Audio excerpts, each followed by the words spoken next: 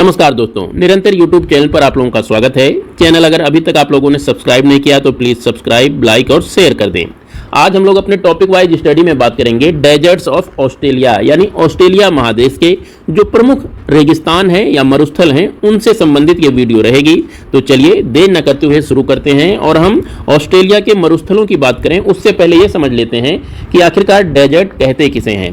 प्रश्न पूछा गया है इस पर कि डेजर्ट की परिभाषा क्या है या डेजर्ट किसे कहते हैं। तो यहाँ पर ध्यान दीजिएगा कि पृथ्वी के किसी भी क्षेत्र में जहाँ पर वार्षिक वर्षण 25 सेंटीमीटर से कम होता हो उसे हम लोग रेगिस्तान या डेजर्ट के नाम से जानते हैं। 25 सेंटीमीटर को आप इंचेज में अगर बदलेंगे तो ये 10 इंच होगा। तो पृथ्वी के किसी भी इलाके में जहां पर वार्षिक प्रेसिपिटेशन 10 इंच से कम होता हो उस क्षेत्र को हम लोग डेजर्ट या रेगिस्तान के नाम से जानते हैं।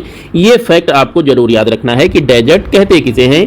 कई बार प्रश्न पूछा गया है कि डेजर्ट की परिभाषा क्या है या डेजर्ट कहते किसे हैं। अब देखिए, अगर बात करें ऑस्ट्रेलिया का, तो ऑस्ट्रेलिया का जो पश्चिमी वाला क्षेत्र है, इस मैप में यहाँ पर आप जो देख रहे हैं, यहाँ पर जो वार्षिक वर्षा है वो 25 सेंटीमीटर से कम होती है। इसीलिए ये पूरे के पूरे क्षेत्र डेजर्ट यानी मरुस्थल के रूप में विकसित हो गए हैं। यहाँ से संबंधित कुल मिला के 9 डेजर्ट हैं जिन्हें हमें याद रखना है। तो उससे पहले हम लोग देख लेते हैं कि ऑस्ट्रेलिया का उच्चावच या टोपोग्राफी कैसी है। तो इसका ये वाला जो क्षेत्र है, इस क्षेत्र में पहाड़ियां अवस्थित हैं, पर्वत श्रृंखलाएं अवस्थित हैं, जिन्हें हम लोग ग्रेट डिवाइडिंग रेंज के नाम से जानते हैं। वहीं इसका जो ये पश्चिमी क्षेत्र है, पश्चिमी क्षेत्र, यहाँ पर बारिश बहुत कम होती है और ये पठारी और रेगिस्तानी क्षेत्र है। इसी इलाके में बहुत सारे छोटे छोटे डेजर्ट अवस्थित हैं और ये जो बीच वाला पोर्शन है ये विस्तृत समतल मैदान है। यहाँ पर बहुत सारी नदियाँ प्रवाहित होती हैं। नदियों के बारे में कभी बाद में बात करेंगे, लेकिन आप केवल ये याद रखिए यहाँ की टोपोग्राफी क्या है ऑस्ट्रेलिया की। तो ये जो क्षेत्र है बीच में ग्रेट डिवाइडिंग रेंज और पठारों के मध्य, इस क्षेत्र को ग्रेट आर्टिजन बेसिन के नाम से जाने जाता है और ये काफी उर्वर क्षेत्र है। अक्सर जो जनसंख्या है इसी क्षेत्रों में बसी हुई है। यहाँ पर इन सब इलाकों में जनसंख्या बहुत कम है। अब हम लोग बात करते हैं कि ऑस्ट्रेलिया के कौन कौन से प्रमुख मरुस्थल हैं जिन्हें हमें याद रखना है। तो उसके लिए हम एक कोड याद रख सकते हैं, पीवी जिस्ट। पी की बात करें तो पी से हमें याद रखना है पेदेरिका डेजर्ट, यहाँ पर अवस्थित है। वी से विक्टोरिया डेजर्ट आता है। विक्टोरिया डेजर्ट ऑस्ट्रेलिया का सबसे बड़ा डेजर्ट है, तो ये सबसे इंपॉर्टेंट है, इसे याद रखिएगा।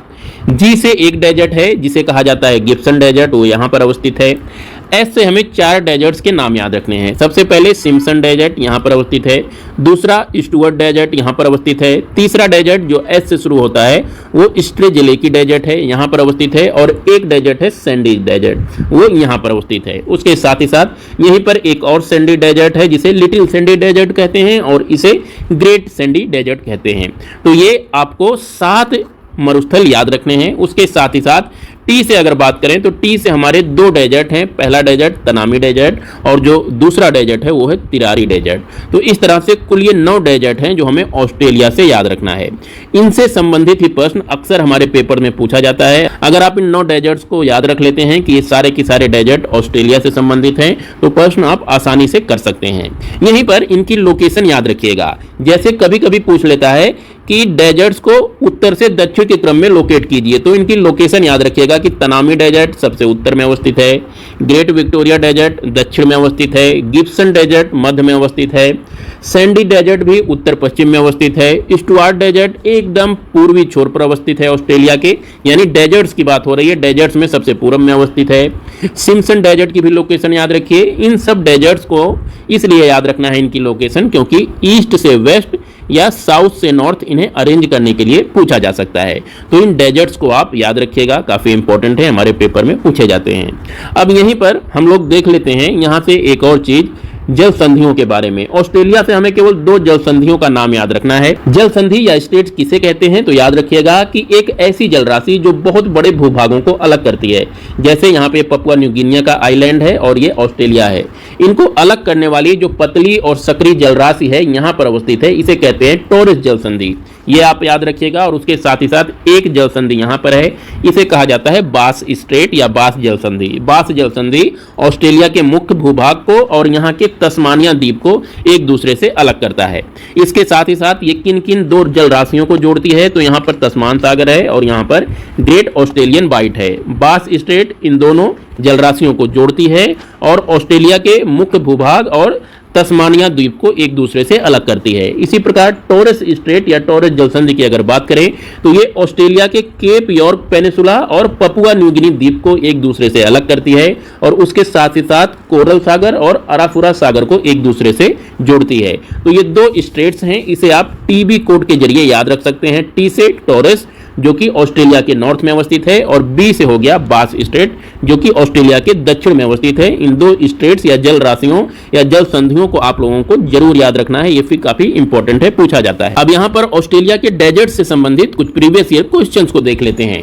तो सबसे पहले क्वेश्चन की बात करें तो यहाँ पर पूछा जा रहा है कि मरुस्थल परिभाषित किया जाता है उस क्षेत्र के रूप में जहां ऑप्शन ए तापमान 42 डिग्री से भी अधिक रहता है, या बी कोई पादप न पाया जाता हो, सी वार्षिक वर्षा 25 सेंटीमीटर से कम होती हो, या फिर डी बालू के टीलों की प्रधानता हो। तो इसका जो उत्तर है वो है ऑप्शन सी, वार्षिक वर्षा 25 सेंटीमीटर से कम होती हो, ऐसे क्षेत्रों को मरुस्थल के नाम से जाना जाता है।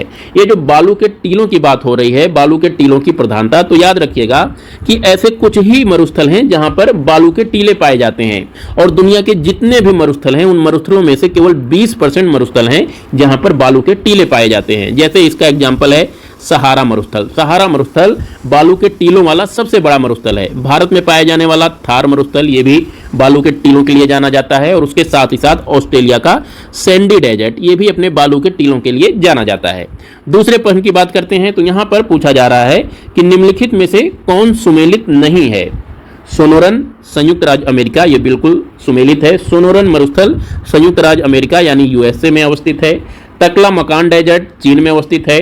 काराकुम डेजर्ट की अगर बात करें तो ये तुर्कमेनिस्तान में अवस्थित है। और गिब्सन मरुस्थल की बात करें तो ये गिब्सन मरुस्थल कहाँ अवस्थित है, तो ये ऑस्ट्रेलिया में अवस्थित है। तो इस प्रकार अगर बात करें तो इसका उत्तर हो जाएगा ऑप्शन डी, ये सुमेलित नहीं है। गिब्सन मरुस्थल ऑस्ट्रेलिया में है, यहाँ पर ब्राजील दिया हुआ है जो कि गलत है। तो इस तरह से प्रश्न पूछे जाते हैं, लोकेशन केवल पूछी जा रही है और कुछ नहीं। बहुत ही सिंपल क्वेश्चन आते हैं, आपको केवल रटना है कि किस देश में कौन सा मरुस्थल अवस्थित है। तीसरे प्रश्न की बात कर लेते हैं तो यहाँ पर पूछा जा रहा है कि ग्रेट विक्टोरियन मरुस्थल कहाँ स्थित है। Option A Australia, B Bharat, C मिस्र, या डी उत्तर अफ्रीका, या ई उपयुक्त में से कोई नहीं, उपयुक्त में से एक से अधिक। तो इसका उत्तर आपको पता ही, अभी हम लोगों ने डिस्कस किया कि ए ऑस्ट्रेलिया है। ग्रेट विक्टोरिया डेजर्ट ऑस्ट्रेलिया का सबसे बड़ा डेजर्ट है, ये हमें याद रखना है। तो दोस्तों ये थी आज की छोटी सी वीडियो। कल फिर मिलते हैं किसी दूसरी वीडियो में किसी दूसरे टॉपिक के साथ। तब तक नमस्कार और हाँ, चैनल प्लीज सब्सक्राइब जरूर करिएगा। नमस्कार।